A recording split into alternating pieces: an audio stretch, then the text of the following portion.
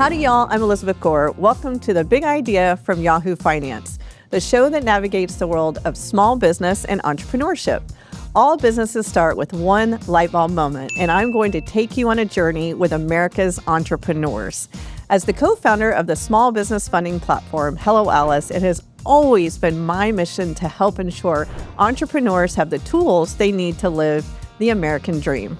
We're going to get between the spreadsheets with these operators to flow from their smallest failures to their biggest successes. So let's cowboy up. Today's big idea question is, how do I make my brand stand out in a crowded industry? Our industry focus is eyewear. Joining me today to talk about the eyewear industry is co-founder and CEO of Warby Parker, Neil Blumenthal. He is also the reason I can see when I'm reading. With at least 2.2 billion people in the world having some form of vision impairment and 1 billion without access to glasses, eyewear is crucial and it is a massive industry.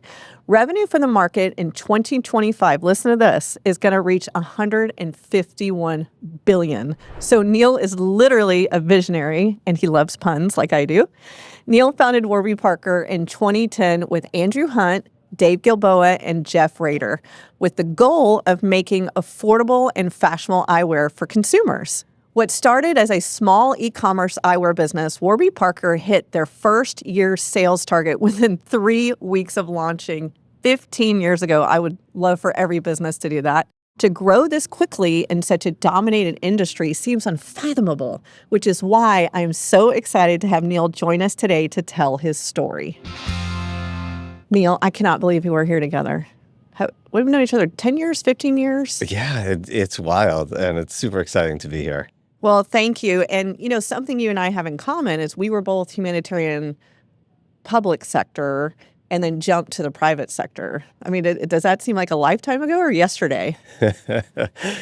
It does feel like yesterday, but yeah, it's a complete lifetime ago. But I learned so much that helps me every day at Warby. Absolutely. I know you, has shaped who you are. Well, I mean, I would say the most entrepreneurial people I've ever seen are someone trying to work in a refugee camp, right?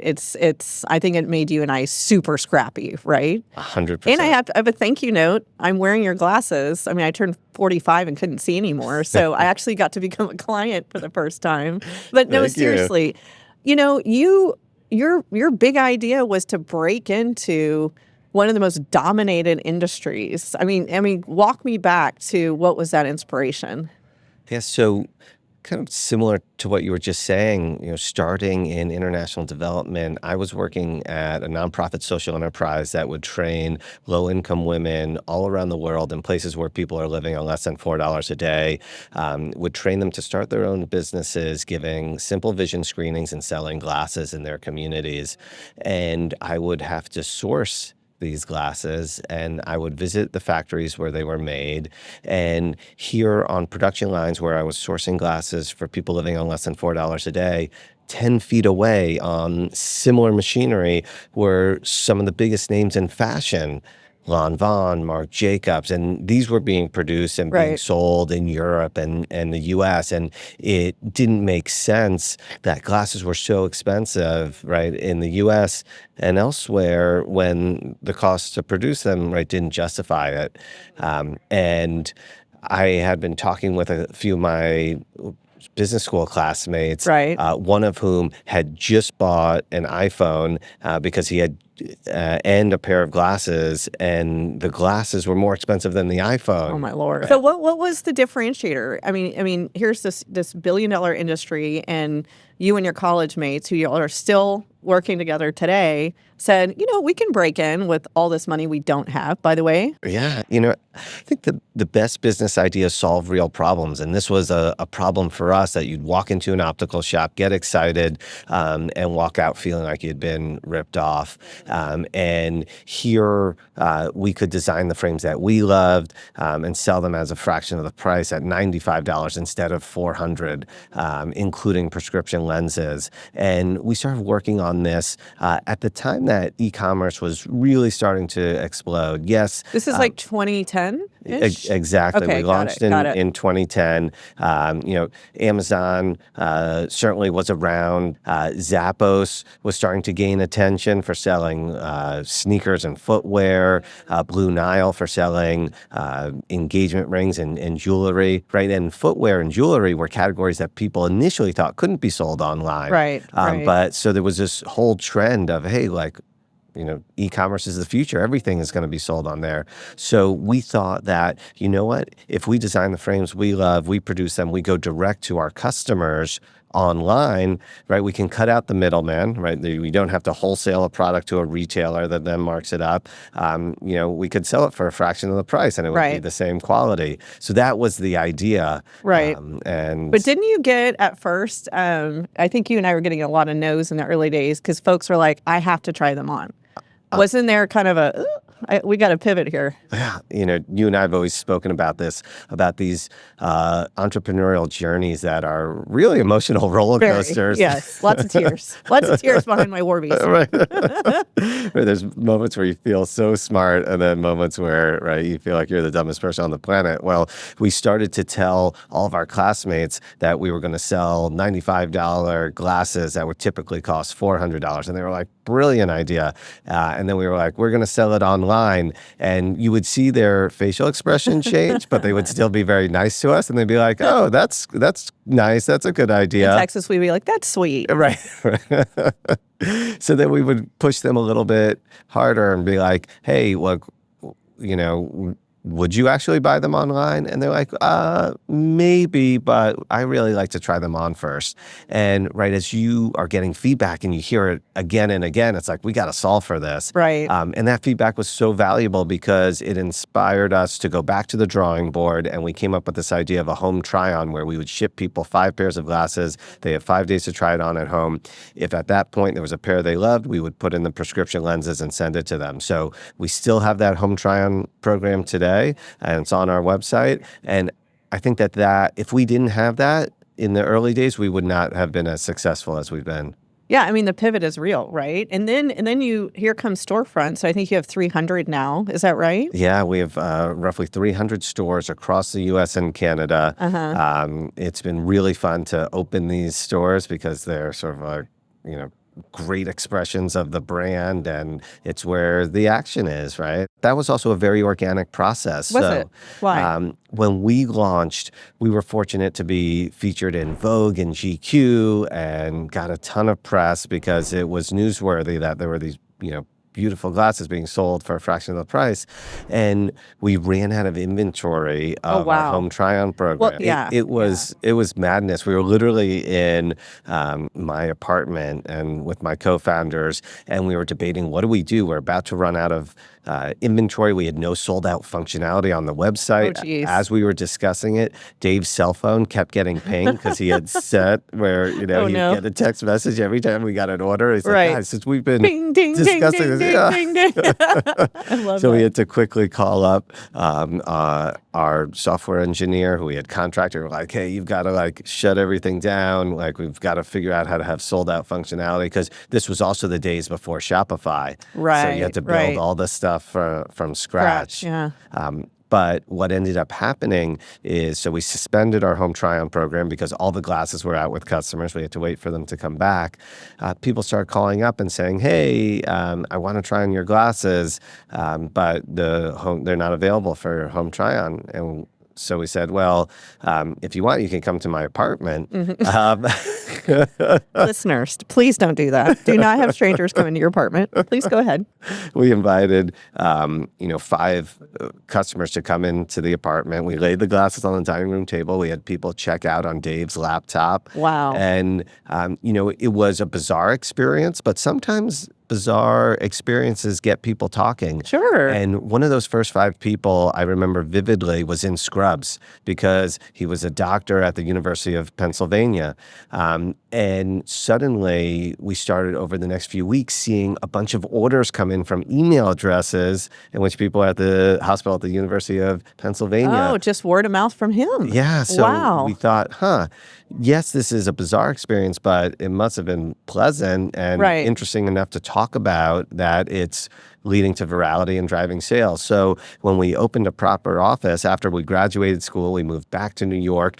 We looked for an office that was more like in a sort of commercial residential area, and we dedicated a portion of the office to being a store. Right, right. So we had this showroom. People would come in, try on the glasses, order, still through our website. But suddenly we were doing on track to do $3 million of sales through our office. Wow. So that gave us confidence to then do pop-ups and eventually open up stores. And as the stores did better and better, we just started opening up more and more of them. Absolutely. You love it, though. You're eat up with it. Yeah. Well, it's always so energizing meeting with our store teams, right, who are super talented. That's ground truth, right? They're the ones meeting with customers every single day. 100%. There's a lesson in that. I mean, what would you tell our small business owners about getting customer feedback through your employees? Yeah, it's critical. And your employees are your brand, are your team, right? You're, either living your values as a team or you're not. You're either an authentic brand or you're not. You're either making customers happy or you're not. And, right, you should be soliciting feedback 24/7, and then working to get better every single day. And I think that's a strong part of our culture at Warby Parker. So backing back up, I always like understanding, how did y'all finance the company in the beginning? So we bootstrapped it. Meaning you used your own money. We used our own money. We each put in $30,000. So there were four of us. So we started with $120,000. And that was enough to purchase our initial collection. So get some inventory of frames. And we're fortunate we are able to pay for the lenses on an as-needed basis. So we had our product to sell, then we needed a place to sell it. So we also paid to build our website. And then we needed to let people know that we existed. So we hired a PR firm because we knew we were launching a fashion and lifestyle brand. So we needed to get the word out, but also in a thoughtful way because, launching, I think, a fashion brand is different than launching, a services company or, Very true. A fast-moving consumer good type business. Right. Now that sounds very classy, but if I remember correctly, you were stealing pens and tell the truth. Let's hear it. Absolutely. Well, the question is always how do you spend as little money as humanly possible, right, to give you more confidence to continue to invest in your business? And I thought there's so many pens in the world that it'd be crazy to go and buy pens.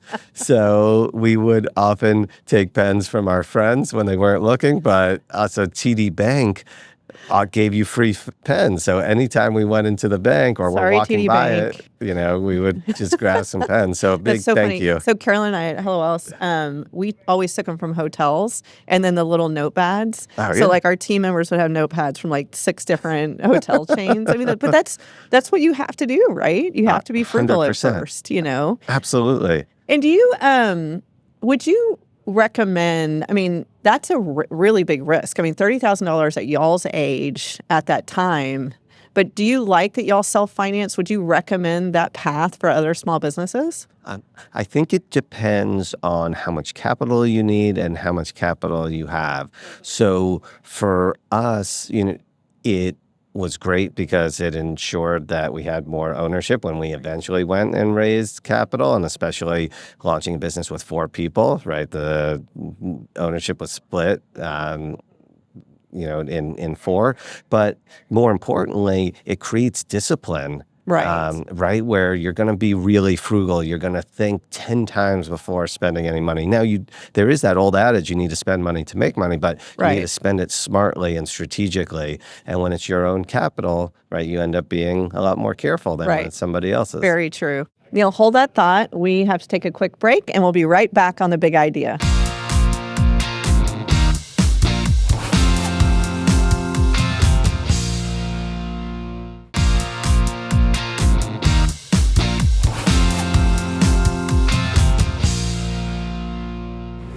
Welcome back to The Big Idea. I am here with Warby Parker CEO and co-founder Neil Blumenthal. we have what we call the dirty unicorn.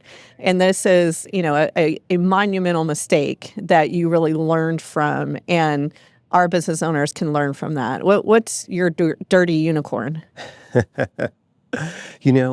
I think it was those early days where we were running out of inventory.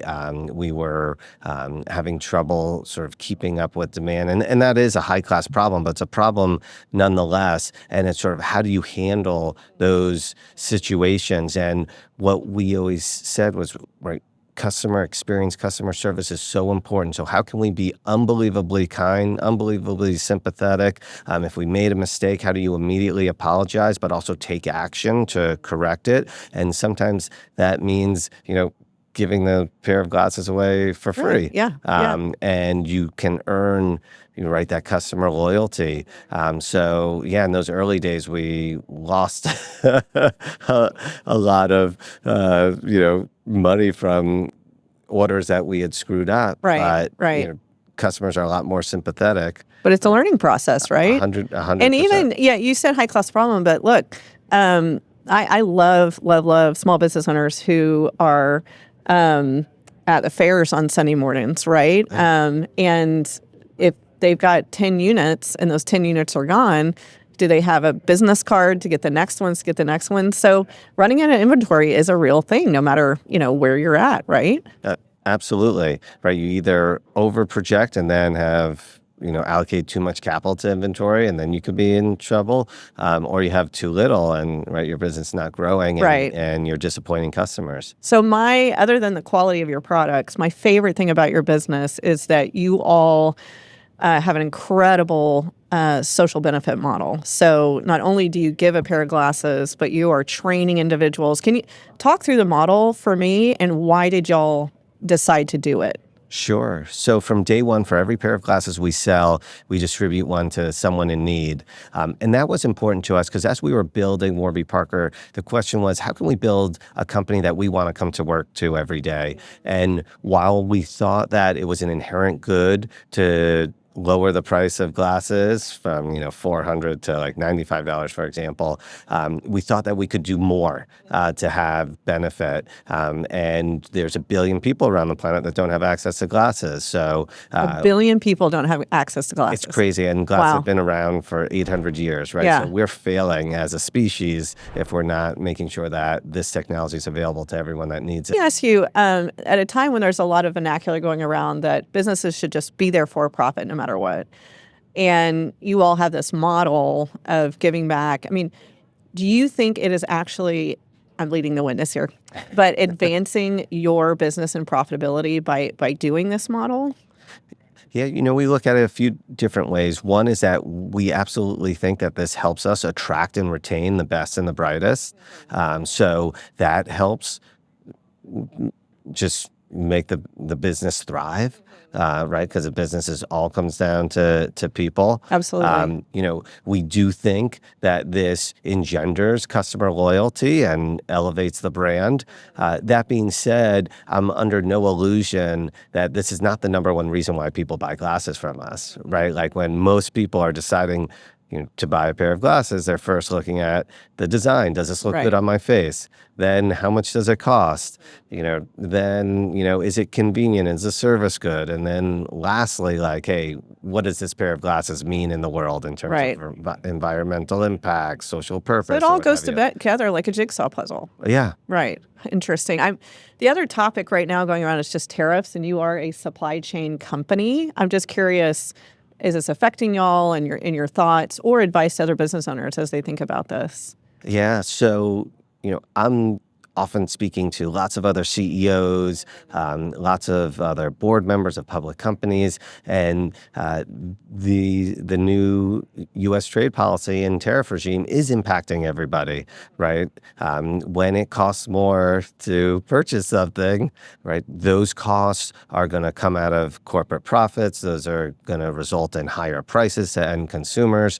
So as I speak to lots of companies, what they're doing to mitigate the these increased costs for them is they're planning on raising prices. Right. They're planning on cutting, corporate spending, and now they're putting scenarios in place to see if the projections that they had for the year, might be overly optimistic. Right. If prices are going to go up, if companies are spending less, right, that could have downstream effects on the economy. And particularly in an environment where also the federal government might be spending less overall, it's leading a lot of executives to sort of rethink their annual plans. Right. Yeah, it's a time to be very focused, right, and listen and so on. Now, listen, our big idea question of the day, and I would just love your 3 pieces of advice. How do you break into an already dominated industry? My advice to aspiring entrepreneurs is, identify customer pain points.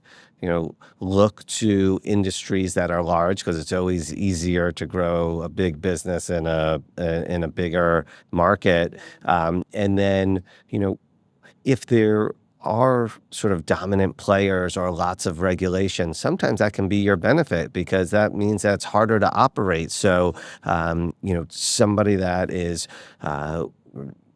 working harder and being more thoughtful can win. Right. In that environment. Amazing. Well, are you ready for your double pun thank you? Thank you for being a visionary. Thank you for your insights. You're just the best. Thanks for coming on The Big Idea. Oh, thank you. I love puns. At the end of each episode, I like to give a shout out to a small business who is doing great work. And y'all, something Neil and I have in common, we love mezcal. So today, I'd like to shout out one of Neil's favorite small business brands, Agua Magica.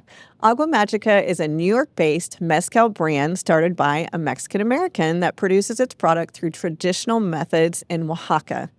The agaves they use are sourced exclusively from small farmers in San Juan. So not only are they providing mezcal made from the best ingredients, but they are also investing in the future of the local community.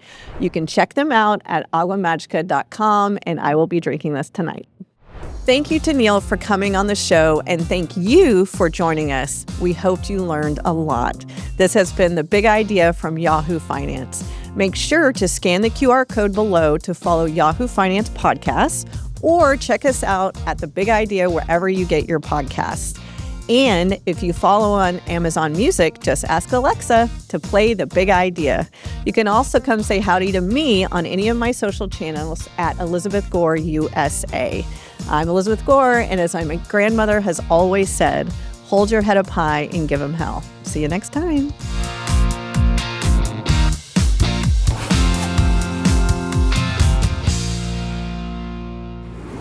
This content was not intended to be financial advice and should not be used as a substitute for professional financial services.